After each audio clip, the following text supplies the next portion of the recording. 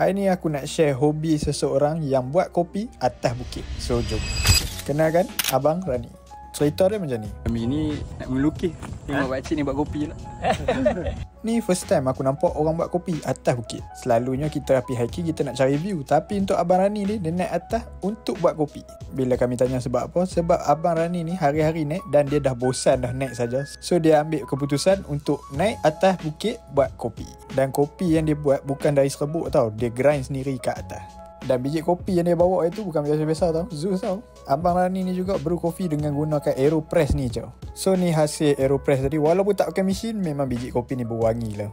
Lepas jam siap brew, terus masuk gula dan susu. Dan lepas tu siaplah latte kita ni. So jom kita asal. So ni pertama kalinya aku minum kopi tak pakai mesin, manual. Tapi memang gobak, memang sedap gila. Aku boleh bagi dekat latte Abang Rani ni 10/10. Macam mana seorang ni? Oh, sorry. Dia. So yang mana yang teringin nak rasa kopi Abang Rani ni, hampa kena naik bukit. Waktu weekend dia mesti ada punya. Dan kadang dia bawa kopi, kadang dia buat matcha. So ikut luck masing-masing. Apa-apa pun terima kasih Abang Rani bagi kami rasa kopi atas bukit ni. So yang mana yang pernah rasa kopi Abang Rani ni, cuba komen kat bawah.